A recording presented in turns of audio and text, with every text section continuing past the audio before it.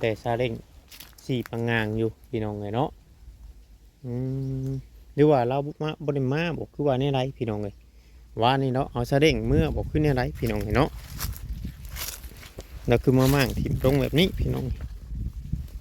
เออแต่ใบม่วงใบยังอยากคล้ายๆคนบ่ได้อยู่เลยพี่น้องเราบ่ได้กวดเลยบ่เนาะใบม่วงเต็มอยู่พี่น้องหรือว่าเนี่ยไรพี่น้องเลยเนาะคล้ายๆคนบ่อยู่เขาเจ้าไปทางไรเนาะเพียงเนาะเงียบเบิดพี่น้องเลยเงียบเบิดเทือนลุงปอนก็เงียบพี่น้องเลยเนาะอืมโดยหักเขาเจ้าสิมาอยู่เมื่อวานนี่พี่น้องเลยเนาะเขาเจ้าสิมาอยู่มาเฮือนเพราะว่าเห็นปะ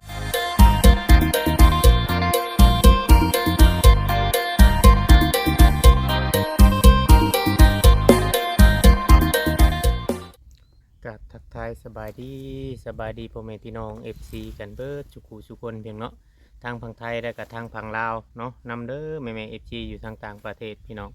ที่เข้ามาเบิ่งมาชมคลิปช่อง YouTube ของว่าเวียงสายใจกันดอยเพียงเนาะ V2 อีกคือเก่าคือเดิมพี่น้องเลย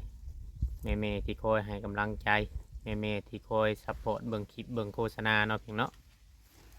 ขอขอบมุกขอบใจเบิดทุกคนพี่น้องเลยเนาะที่คอยห่วงใยและก็ฝากความคิดฮอดคิดถึงพี่น้องเลยเนาะ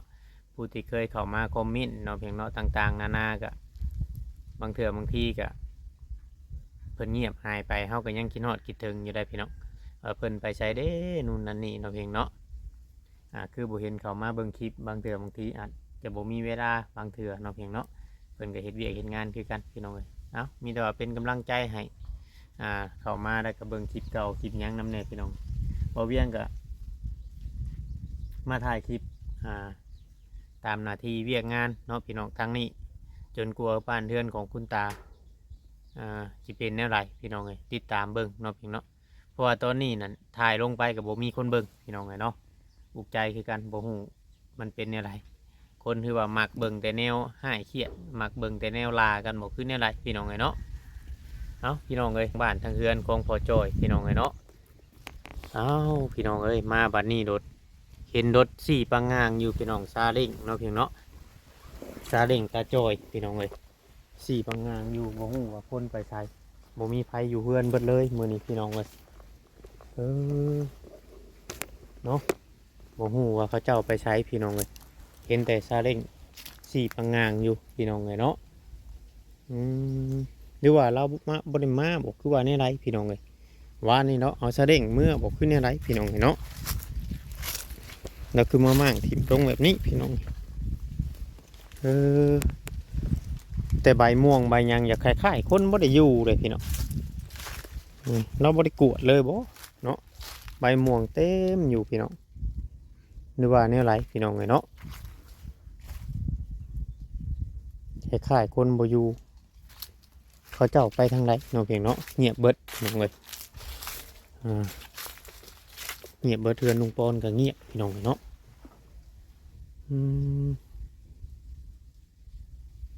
โดยหักเขาเจ้าสิมาอยู่เมื่อวานนี่พี่น้องเลยเนาะเขาเจ้าสิมาอยู่มาเฮือนเพราะว่าเห็นประเดกบองเบาเล่าเอาให้นี่พี่น้องเลยเนาะแต่ว่าเฮือนนี่เป็นล็อกเนาะเป็นล็อกกุญแจพี่น้องเลยเนาะทางเฮือนพอลุงปอนก็เงียบพี่น้องเลยเนาะว่าจะให้เพิ่นไปหักเก็บพักเก็บยังแบบเตรียมพร้อมแบบผมหูว่าเพิ่นไปยังอันนี้เก็บพักเก็บยังไว้อย่างดีได้พี่น้องเขาเจ้าไปใช้เนาะเพียงเนาะเขามาคนติบเข่านี่ยังเต็มติบแสดงว่าเราอยู่มือนี้นะแต่ผมหูว่าตอนนี้ว่าเราไปใช้เนาะเอฟซีเอาเวียงกลับมาผู้เดียวโดดเดี่ยวมองโซจนใหญ่บ้านนี้พี่น้องเลยมองโซจนใหญ่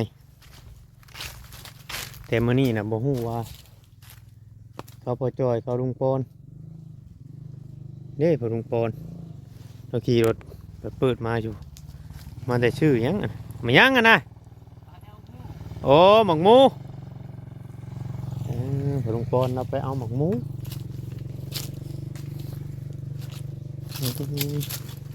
โดยเอาพี่น้องเลยเนาะก็มีแต่ว่าในเมื่อเพิ่นบ่อยู่เฮาก็รีวิวให้พ่อแม่พี่น้อง FC เนาะตอนนี้ก็บ่มีพายุเตือนนั่นลาวเนาะเพียงเนาะเพราะว่าทางพ่อจอยเราก็บ่ได้เห็นออนโทรศัพท์เราก็หลายพี่น้องเลยบางทีอาจจะไปเอาหมักหมูนํกันมาจ้ะเอาซาเล้งไปบางเทื่อคือมั่งซาเล้งจะเนาะเอาไปเอาของแบบนี้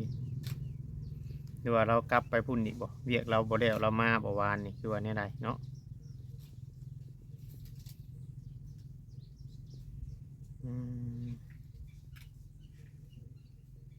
นี่ขึ้นกว่าเก่าเนาะ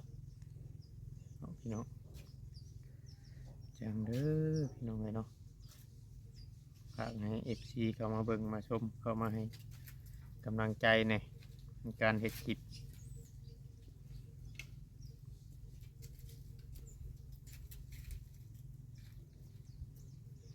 ชมม้อยอยู่นะพี่น้องบ่มีคนมื้อนี้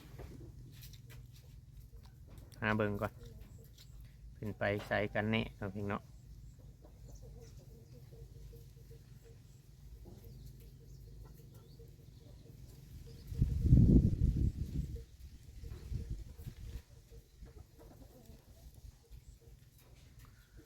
มื้อเช้านี่เขายังกะนะพี่น้องเลย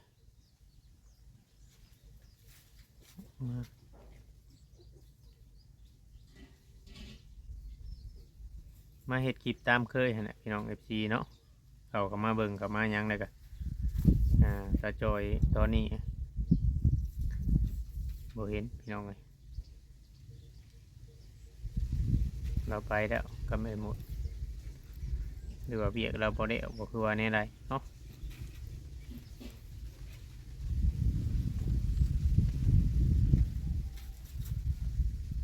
บ่เห็นพี่น้องเลย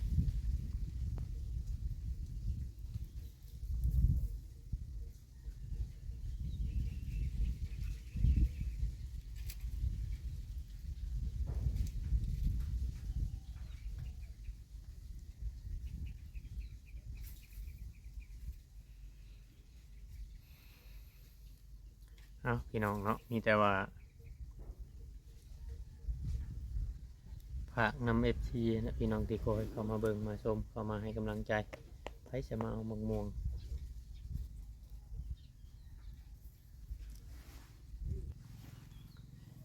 บ่เห็นบ่ออนเดี๋ยวได้สิออกมาแล้วจ้ะโมเมนต์เนาะเดี๋ยวไปอันทางไหนคุณเนี่ยถ้าหาลุงบอลมาก่อนเดี๋ยวจะตามเราน้องพิมเนาะ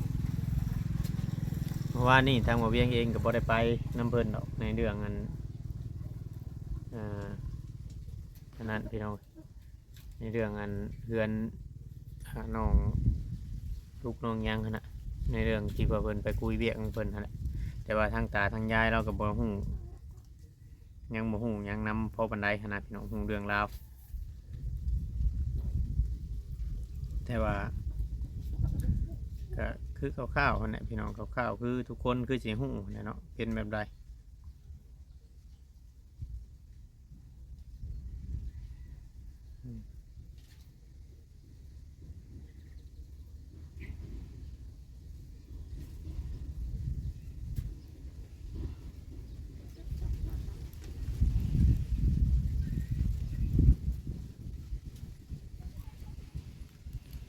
มื้อนี้เพิ่นบ่อยู่พี่น้องเอ้ยมื้อนี้เพิ่นบ่อยู่บ่เวียงก็เลยเฮ็ดคลิป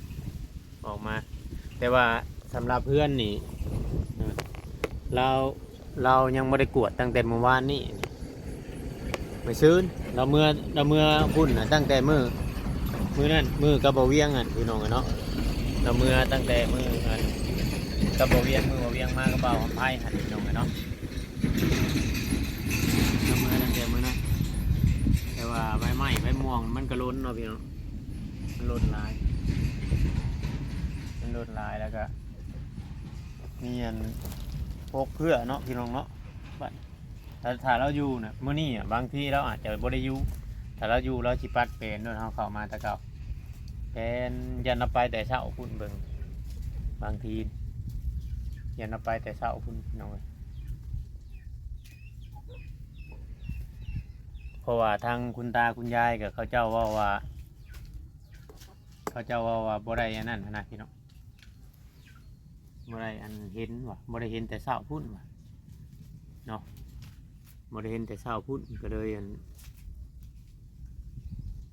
นั่นแต่ว่าเตาถ่านนี่คือสิควัดแล้วเตาหนึงพี่น้องเอ้ยเนาะเพราะว่าเห็นกระสอบถ่านในเฮือนพอลุงคือสิควัดแล้วเตาหนึงน่าจะควัดถ่านบ่เช้านี่คือว่าแนวใดเนาะเพอเห็นกระสอบถ่านอยู่นี่นะโอเคพี่น้องเนาะนี่บอกเวียงสิขอจบไว้สำนี้เด้อพ่อแม่พี่น้องถ้าว่า FT ท่านใดเข้ามาเบิ่งมาชมแล้วก็อย่าลืมกดไลค์กดแชร์กดติดตามพี่น้องเช่นเก่าเช่นเดิมเนาะพี่เนาะเช่นเก่าเช่นเคยเนาะสำหรับคลิปนี้ก็บ่เอาอย่างไรพี่น้องเลยก็สิได้ลำลาพ่อแม่พี่น้องไปแล้วพี่น้องจังไรก็อยู่ดีมีแฮงน้องๆก็กล่าวคำว่าสบายดีเนาะ